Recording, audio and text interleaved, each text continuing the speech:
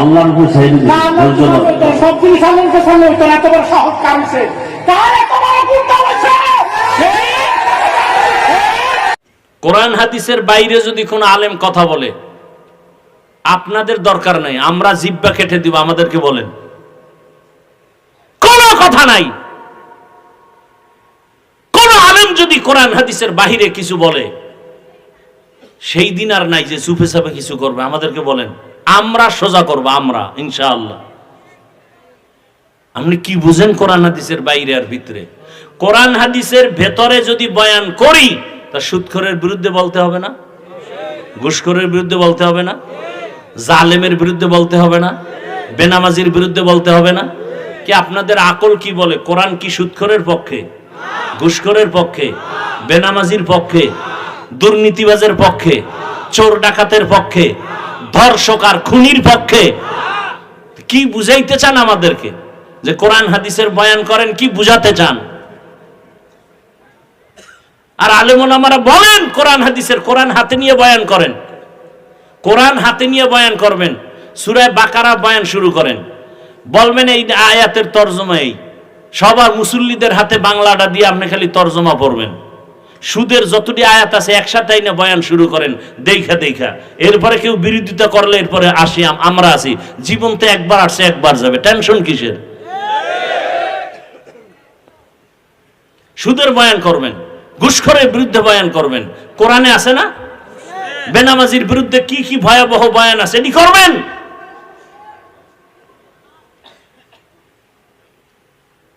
বেপরদায় যারা চলে এদের বিরুদ্ধে কি বয়ান? জেনার শাস্তি, চোরের শাস্তি, মানুষকে ধোঁকা দেয় এর শাস্তি কি? ব্যবসায় গিয়া মালে ভেজাল করে এদের শাস্তি কি? কোরআনের আয়াত লয়ে লয়ে বয়ান করেন। কি ভাই, এইবার দেখি কে বলে যে হুজুর কোরআনের ভিতরে দিয়ে। হ্যাঁ, এবার ভিতরে দিয়েই করতেছি, টাটকা ভিতরে দিয়া আয়াত লইয়া লইয়া বয়ান।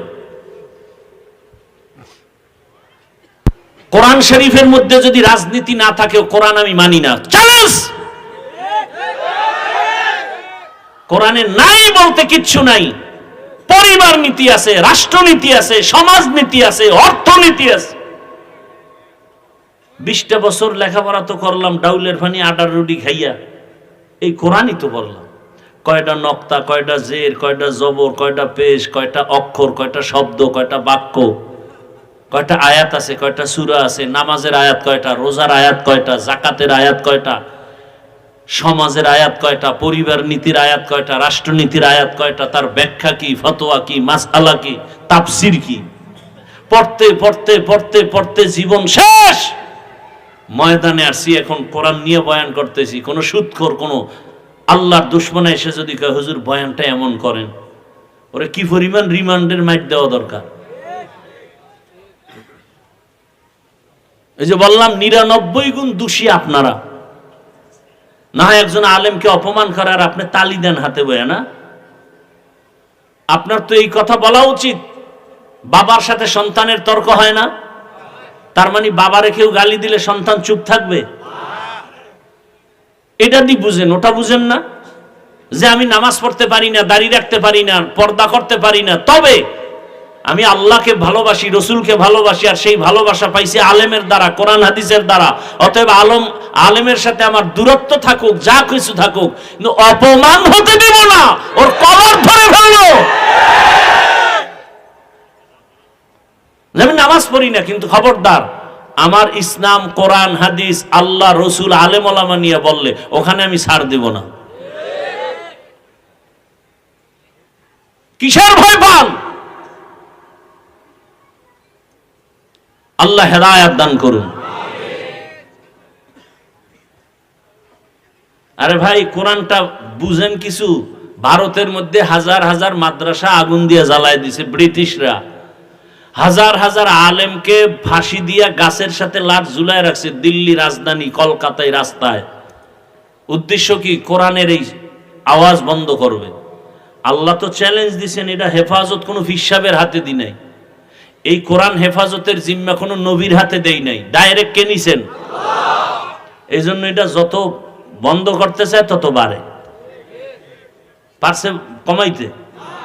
মাদ্রাসা ব্যাঙের ছাতার মতো, ব্যাঙের ছাতার মতো। বলে না বলে না?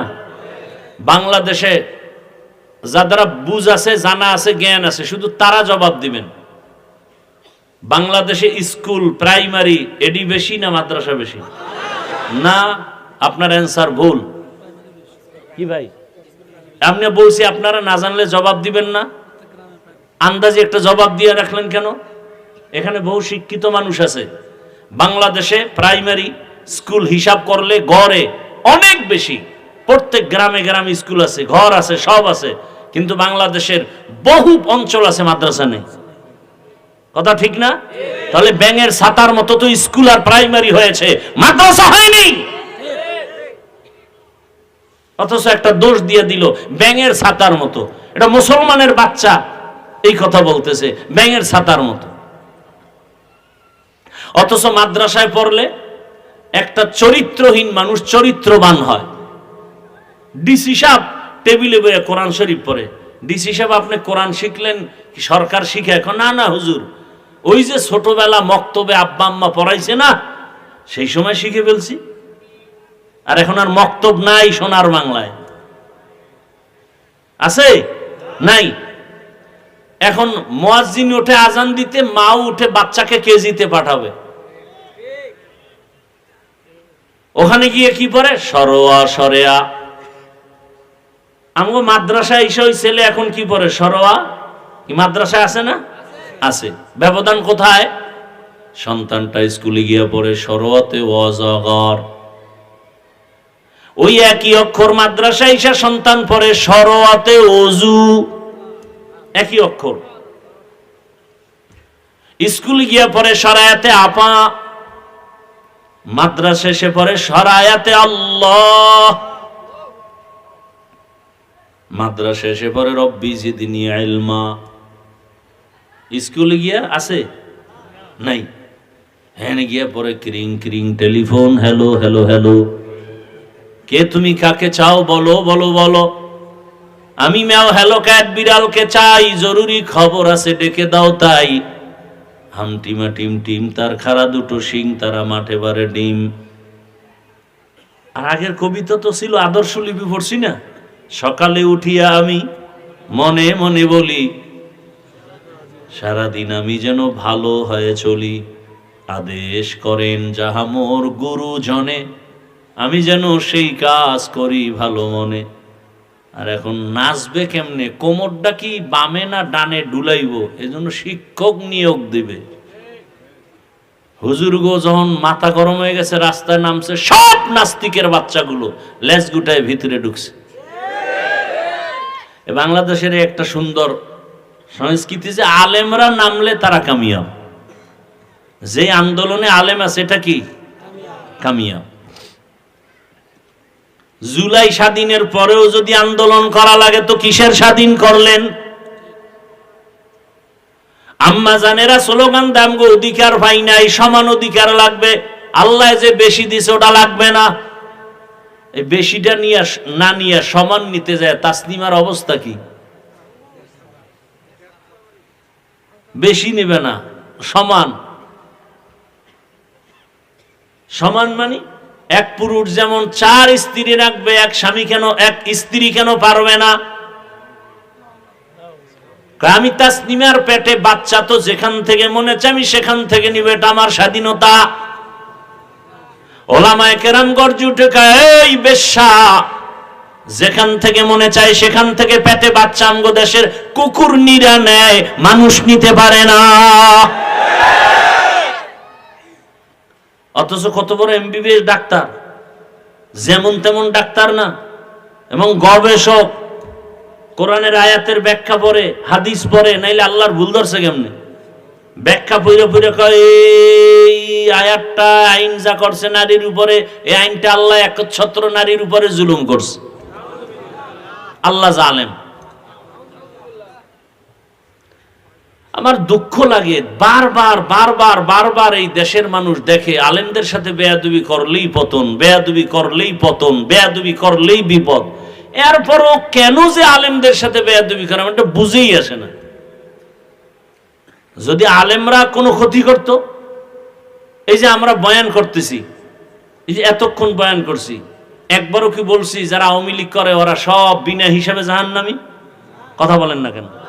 যারা বিএনপি করে এরা 100 বছরের জন্য জাহান্নামী? কথা বলেন। ওটা আপনি করবেন কি না করবেন সেটা ভিন্ন কথা, ওটার জবাব আপনারটা আপনি আল্লাহর কাছে দিবেন। কথা ঠিক না? আমাদের উপরে হামলা কেন? আউযুবিল্লাহ নাই, বিসমিল্লাহ নাই, ফট করে মসজিদ দখল করব, আছে না নাই? মুসলমানের চূড়ান্ত জীবনের একটা উপাসনালয় আল্লাহর ঘর মসজিদ, যেখানে মানুষ বিড়ি নিয়ে ঢুকতে ভয় পায়, ওযু ছাড়া ঢুকতে ভয় পায়, একটা সুদখোর সেই মসজিদের দায়িত্ব নেয় কিভাবে? সুদখোর তো মায়ের সাথে জিনা করার গুনাহ লিপ্ত, অল টাইম মায়ের সাথে জিনা, গর্ভধারিণী মায়ের সাথে অল টাইম জিনা জিনা জিনা জিনা। সুদখোর যার জীবনে একটা মোনাজাত কবুল হবে না তওবা না করা পর্যন্ত। সুদের সাথে যারা জড়িত এদের হজ কবুল হবে না, দান সদকা কবুল হবে না, একটা মোনাজাত কবুল হবে না। বরং অল টাইম আমার আল্লাহ রেডি থাকতে বলছে, যে রেডি থাক, আমি আল্লাহ নিজে তোর সাথে যুদ্ধ করব। তো কত বড় মারাত্মক চিন্তা করেন তো। সূরা বাকারা আয়াত। এই যে কথাগুলো বলতেছি কাউকে আঘাত করার জন্য, দূরে সরাবার জন্য। আচ্ছা, আগামী জুমায় এই বয়ান, আমার মতো এই বয়ানগুলো আপনাদের মসজিদ এলাকায় করুক না তো কোন ইমাম খতিব, কি হবে উপায়? কমিটি গোপনে বলবে 1 মাসের ছুটি। কি দোষ আপনাদের না? আপনারা তো প্রতিবাদ করতে পারবেন না, ওই যে পায়খানা খাইছেন। সূরা বাকারা 275 নম্বর আয়াতের ওখান থেকে 3-4 পৃষ্ঠা হোমানে বয়ান, মুনাফিকদের বিরুদ্ধে বয়ান, জালেমের বিরুদ্ধে বয়ান, লাগাতার বয়ান করেন। কে এই বয়ান শেষ করবেন? আপনার 14 পুরুষের হায়াত হইলেও তো এই কোরআনের বয়ান শেষ করা যাবে না। সবাই কোরআন হাতে নিয়ে বয়ান করবেন মসজিদে মসজিদে, ওলামায়ে কেরাম একেবারে ধারাবাহিক, মুখস্থ বয়ানের দরকার নাই। আল্লাহ, খুব রাগ করতেছেন আপনারা। আপনারা রাগ করলে তো দোষ নেই, আমরা করলে না দোষ। হুজুর এত রাগ, আমি মানুষ না। আল্লাহ হেদায়েত দান করুন। যুবক বাবারা, আমি বলবো নতুন করে ঘুরো। তুমি ডাক্তার হও, দোয়া করি, দিল থেকে বলছি, ডাক্তার হও, বেয়াদব হইও না। ইঞ্জিনিয়ার হও, বেয়াদব হইও না। ওসি হও, ডিসি হও, এসপি হও, বেয়াদব হইও না। তুমি এক যুবক, ফুটন্ত গোলাপ, তোমার ঘ্রাণে পুরা সুবাসিত হবে গোটা দেশ, গোটা সমাজ। তোমাকে দেখলে দুশমন ভয় পাবে, যারা উল্টা পাল্টা চরিত্রহীনরা দেখলেই তো ভয় পাবে। আরে এর সামনে বিড়ি টানা যাবে নাকি? আমাকে সামনে কেউ বিড়ি লয়ে আসে কেন? আমরা ফিডামু জানি এই লোকটা জনমের মতো বিড়ি টানে, এরপরও তো আমরা সালাম দেই, বসাই, আসেন, জানি। কিন্তু ওই লোকটা তো আমার সামনে কখনো বিড়ি নিয়া, হুজুর দেখে, হুজুর হুজুর হুজুর, বিড়িটা ফালাই দিছে। তো তোমার চরিত্রটা এমন হতে পারে না যে তোমার বন্ধু বান্ধবরা তোমার আদর্শ দেখিয়া ভালো হয়ে যাবে? আমি তো একবারও বলি না আমার মাদ্রাসায় মাওলানা হও, বলছি। আমার দেশে মাওলানা, মুফতি, মুহাদ্দিসের অভাব নেই। অভাব কি?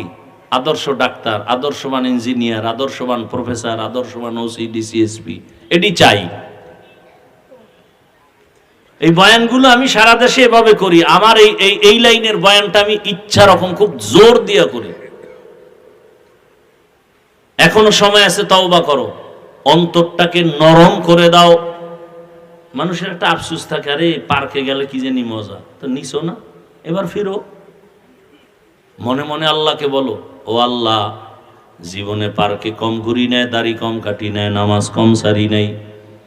ও আল্লাহ, আজকে বুঝতে পারি নাই, তওবা করে ফেলতেছি, আর দাড়ি কাটবো না, নামাজ ছাড়বো না, বেপরদায় চলবো না। মা বাবার দোয়া নিয়ে, ওলামায়ে কেরামের দোয়া পরামর্শ, শিক্ষকের দোয়া নিয়ে নবীর আদর্শ মেনে চলবো। আর জীবনে কারো উপকার করতে না পারলেও ক্ষতি করব না, কারো প্রশংসা করতে না পারলেও বদনাম করব না। ও আল্লাহ, নেক আমল করতে না পারলেও আর গুনাহ করব না। মা বাবা, মুরব্বী, ওলামায়ে কেরাম, শিক্ষকদের সাথে আর বেয়াদবি করব না। যদি বান্দা তওবা করো, সাথে সাথে আমার আল্লাহ দয়া করে তোমাকে মাফ করে দিবেন। তওবা করার যদি নিয়ত থাকে খাঁটি অন্তরে, আল্লাহ পাক জীবনের সব গুনাহ তওবার কারণে মাফ করে দিবেন। আল্লাহ আমাদেরকে তওবাওয়ালা জীবন দান করেন। আল্লাহ পাক আমাদের গুনাহমুক্ত জীবন দান করেন। আমিন। আলহামদুলিল্লাহি রাব্বিল আলামিন। والصلاة والسلام على سيد الأنبياء والمرسلين وعلى آله وأصحابه أجمعين يا أرحم الراحمين يا أرحم الراحمين يا أرحم الراحمين رب ارحمهما كما ربياني صغيرا اللهم إنك عفو كريم تحب العفو فاعف عنا اللهم إنا نسألك رضاك والجنة ونعوذ بك من سخطك والنار يا الله মাহফিল কবুল করে নেন। আয়োজনকারী, সহযোগিতাকারী, দান সদকাকারীদের কবুল করে নেন। এলাকায় শান্তি দান করেন। মা বোনদের পর্দাওয়ালা বানায় দেন। সন্তানগুলো নেককার বানায় দেন। পরীক্ষার্থী যারা